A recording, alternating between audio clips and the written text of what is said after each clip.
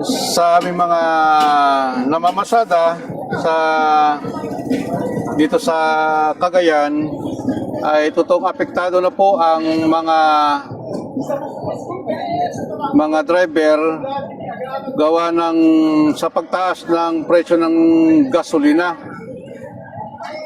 At hirap na rin po kami sa pagpamasada gawa ng yung ibang mga kasama namin tumigil na rin po sa pamamasada.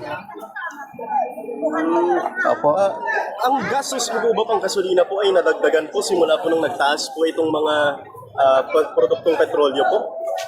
Opo, dati po ang gas namin balikan ay sa rota po namin ay inaabot lang po kami ng 1.6.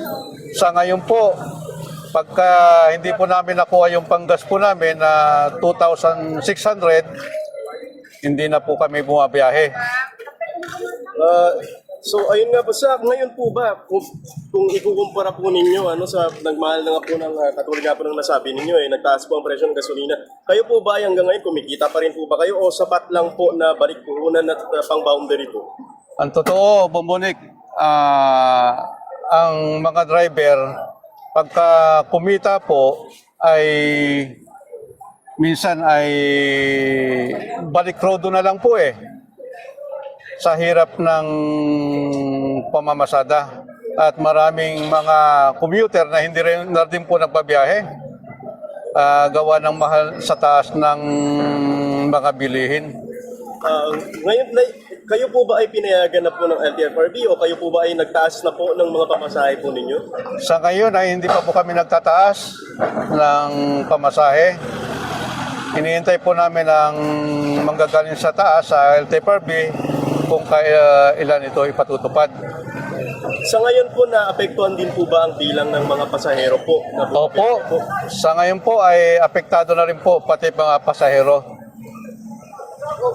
Ano naman po ang meron po ba kayong mga ginagawang paraan o hakbang po para makatipid po kayo sa gasolina sa pang-araw-araw po ninyo na biyahe?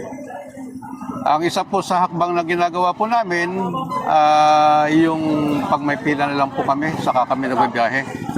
Pag wala pong pila, kagaya dati ay sumisibat, may mga sumisibat na mga kasama namin, ngayon po ay hindi na po sila sumisibat. Umaasa na lang din po sa pila.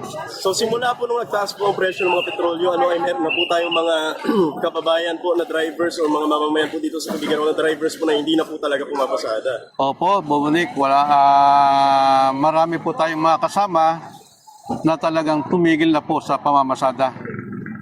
Kayo po ba Sir Edgar, meron po ba kayong panawagan po para sa pamahalaan po sa kung paano po matutulungan po para mapagaan po ang bigat na dinadala po ng ating mga van drivers or SUV drivers po dito ngayon?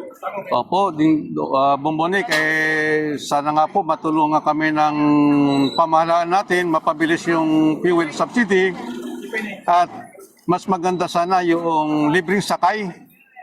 Kung matutulungan po kami sa libreng sakay para na rin makatulong tayo sa ating mga kababayan sa Cagayan na sila ay maging maganda ng kanilang paglalakbay o pamasahe sa araw-araw.